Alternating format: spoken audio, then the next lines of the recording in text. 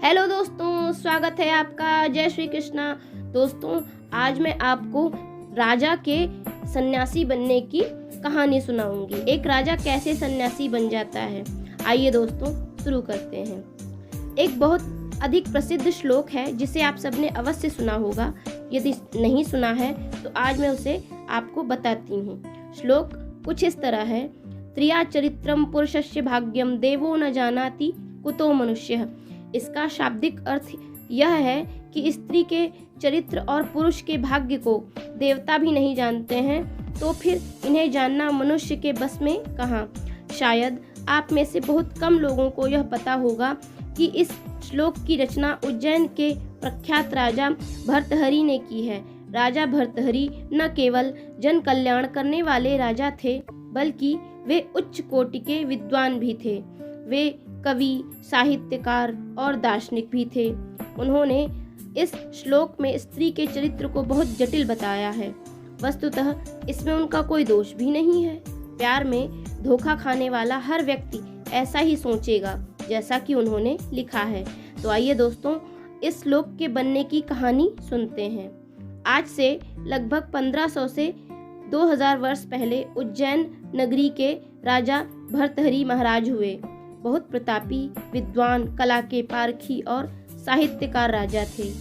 पूरे राज्य में सुख, समृद्धि, अमन, चैन, धन धान्य सब कुछ था।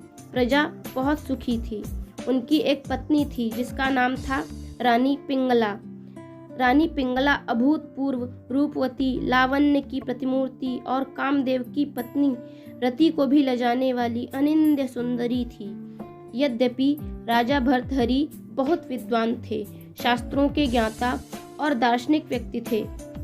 वे शरीर की नश्वरता और आत्मा की अमरता को भली भांति जानते थे, लेकिन उनकी एक कमजोरी थी कि वे अपनी पत्नी रानी पिंगला पर जान छिड़कते थे। खुद से ज्यादा रानी पिंगला से प्यार करते थे। सौंदर्य है ही ऐसी चीज जिसकी ओर ऋषि, मुनि, साधु, संत, देव, यक्ष, गंधर्व सभी आकर्षित हो जाते हैं, तो फिर साधारण मनुष्य की बात ही क्या है। संसार और शरीर की नश्वरता जानने के पश्चात भी किसी शरीर के प्रति ऐसी दीवानगी आश्चर्यजनक है। उन दिनों नाथ संप्रदाय के प्रणेता गुरु गोरखनाथ ने बहुत कठिन तपस्या की। उस तपस्या से प्रसन्न होकर ब्रह्मा जी ने उन्हें एक चमत्कारिक फल दिया और कहा कि इस फल को जो व्यक्ति खाएगा वह अमर हो जाएगा। इस फल को देने के पश्चात ब्रह्मा जी अंतर्ध्यान हो गए। अमर फल पाकर गुरु गोरखनाथ ने सोचा कि इस फल को यदि वह खा लेंगे तो इससे वे अमर हो जाएंगे, लेकिन आम जनता को इससे क्या फायदा होगा।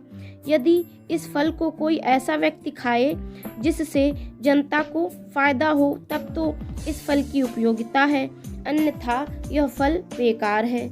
इस बारे में वे सोच विचार करते रहे। अचानक उन्हें ध्यान आया कि उज्जैन के राजा भर्तृहरि एक जनहितैषी, लोक कल्याणकारी और लोकप्रिय राजा हैं। यदि वे इस फल को खाएंगे तो वे अमर हो जाएंगे। और यदि राजा भर्तृहरि अमर हो जाएंगे तो इस राज्य का बेड़ा पार हो जाएगा, जनता सदा के लिए सुखी हो जाएगी।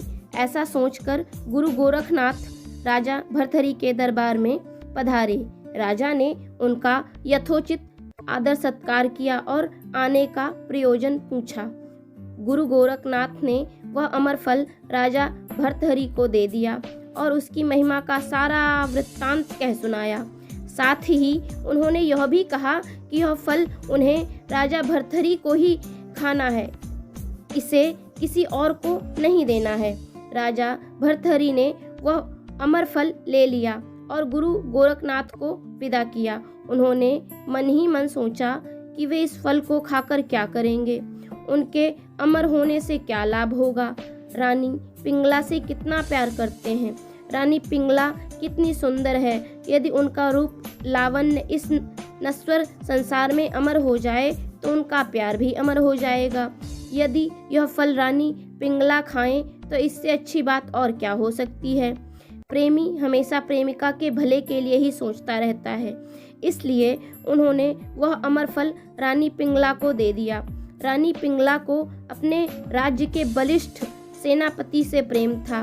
उसने सोचा यदि वह अमर फल सेनापति खा लेगा तो वह अमर हो जाएगा और वह सेनापति उसकी कामेच्छाओं की पूर्ति भी करता रहेगा। इसलिए उसने वह अमर फल सेनापति को दे दिया। सेनापति उस राज्य की सर्वश्रेष्ठ वेश्या से सच्चा प्यार करता था। उसने भी अपना प्रेमी धर्म निभाते हुए वह अमर फल उस वेश्या को दे दिया। वेश्या उस अमर फल को पाकर सोचने लगी कि वह अमर होकर क्या करेगी। आखिर यही गंदा काम करना है तो फिर अमर होना तो उसके लिए एक अभिशाप होगा। फिर अमर फल क्यों खाना, इससे अच्छा है कि यह अमर फल कोई ऐसा व्यक्ति खाए जिससे कि इस देश और समाज को बहुत आवश्यकता हो, और इसके लिए राजा भर्तृहरि से अच्छा और कौन व्यक्ति हो सकता है। घूम फिरकर वह अमर फल राजा भर्तृहरि के पास वापस आ गया। राजा भर्तृहरि उस अमर फल को देखकर चौंक पड़े। उसने वेश्या से पूछा वह अमर फल उसके पास कहाँ से आया। वेश्या ने सेनापति का नाम बता दिया। राजा ने सेनापति को बुलवाया और अमर फल दिखाकर कहा कि तुमने इसे वेश्या को दिया। सेनापति ने हामी भरी। तब राजा भर्तृहरि ने सेनापति से पूछा यह फल उसे कहाँ से मिला, तो सेनापति ने रानी पिंगला का नाम ले लिया।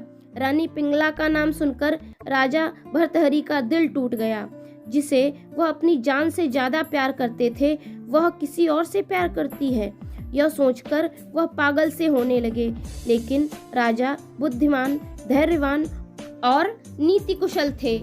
वह पागलपन में कोई गलत काम नहीं करना चाहते थे, इसलिए वह सीधा अपने रनिवास में गए और उन्होंने रानी पिंगला से पूछा कि उन्होंने वह अमर फल खा लिया था या नहीं। तब रानी पिंगला ने कहा हाँ, खा लिया था। फिर राजा भर्तृहरि ने अपने पास से वह अमर फल निकाला और रानी पिंगला को दिखाया।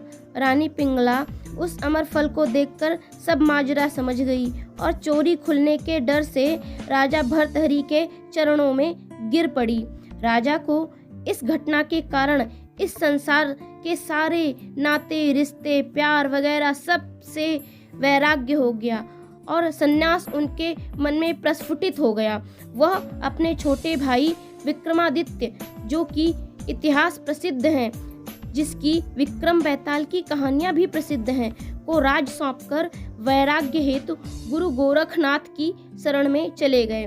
गुरु ने कहा वैराग्य धारण करना आसान काम नहीं है। जो वैराग्य लेता है उसकी किसी भी वस्तु, प्राणी, पेड़, पौधे में आसक्ति नहीं होनी चाहिए, तभी वैराग्य हो सकता है। तुम अपनी सबसे प्रिय रानी पिंगला से माता कहकर भिक्षा लेकर आओगे, तब मैं तुम्हें वैराग्य में दीक्षा दूंगा। राजा भर्तृहरि साधु के वेश में रानी पिंगला के समक्ष उपस्थित हुए। उनसे माता कहकर भिक्षा मांगी। रानी पिंगला अपने अपराध पर बहुत लज्जित हुई, लेकिन राजा भर्तृहरि टस से मस नहीं हुए और भिक्षा लेकर ही लौटे। सच्चा साधु वही है जो नारी के छोटे से लेकर बड़े रूप में माता की तरह देखे, किसी के प्रति घृणा, द्वेष, ईर्ष्या न रखे, ना मान ना अपमान की चिंता हो। इन पैमानों पर खरा उतरने वाला ही सच्चा साधु होता है, अन्यथा वह लंपट ही होता है। इसके पश्चात राजा भर्तृहरि ने घोर तपस्या की और उज्जैन के पास में कंदराओं में रहने लगे। वे कंदराएं आज भी उज्जैन में स्थित हैं। इसके पश्चात राजा भर्तृहरि ने घोर तपस्या की और उज्जैन के पास कंदराओं में रहने लगे। वैराग्य काल में उन्होंने 3 महान ग्रंथों की रचना की, नीति शतक, श्रृंगार शतक, वैराग्य शतक। शतक का मतलब है 100। प्रत्येक ग्रंथ में उन्होंने 100 श्लोक लिखे उस विषय से संबंधित। अगर पढ़ने को मिले तो आप लोग अवश्य पढ़िएगा। रानी पिंगला से मिले विश्वासघात के कारण उन्होंने इन श्लोकों की रचना की थी, और यह जो श्लोक आपने प्रारंभ में सुना उसकी रचना इसी कहानी के माध्यम से हुई। आप सभी का सुनने के लिए धन्यवाद और कमेंट में ज़रूर बताइएगा कि आपको आज की कहानी कैसी लगी। धन्यवाद।